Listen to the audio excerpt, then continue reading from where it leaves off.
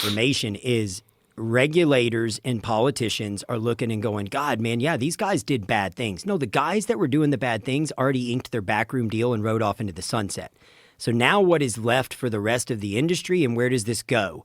And that's a slippery slope. And again, separate from peptides, separate from compounds, you get into the whole world of biologics and the future of biologics and stem cells and creating a regulatory pathway. And again, Secretary Kennedy, he tweeted this, I think before or right when he took over, save your records and pack your bags.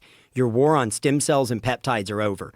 And I can tell you from my meetings now further down the line with the FDA, I have just a more, I mean, I hate to concede, but I have a more nuanced lens on they're trying to navigate an absolute nightmare of regulatory landscape, of, you know, the lobbying power, the impression, the half-baked truths.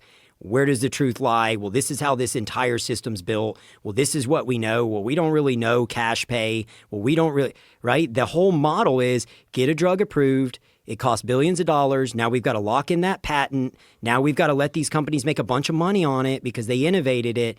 And we've got to get it on insurance formularies, Medicare, Medicaid, and TRICARE. That's a whole fundamental different when you're talking about even like, let's shelf peptides for a second and say stem cell therapy. My whole mission statement on all of this is to build a life raft, right? Henry Ford said it. If he would have asked clients what they wanted, they would have said a faster horse, right? I'm not going to the FDA going, guys, how do we solve this problem? I think the FDA has enough of their own problems just trying to manage the system the way it is. My vision is you build a life raft. You build a life raft parallel to the existing, much like Uber did with taxis. And you let this go this way, and you drag race it against this way, and let's see who can prevent chronic disease. Well, the problem is it killed taxis. Yeah. That was a bad example. Well, I think, and the question is, which model is going to be better for humanity and which model is going to take cost out of the system? Right. And so I would tell a regulator, a congressman, a congresswoman, anybody who will listen, guys, my model costs you nothing.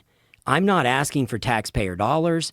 I'm not asking for any sort of indication where I can bill insurance companies or I can bill Medicare, Medicaid, or TRICARE. What I'm asking the federal government to do is to trust the sacred relationship of a clinician and a patient, and to allow a patient to have sovereignty and autonomy over their health. If I'm Brett Favre and I'm diagnosed with an advanced stage of Parkinson's disease and it's a kiss of death, why would I want to wait 10 years for something to make it through the FDA approval process that could change or save my life today? And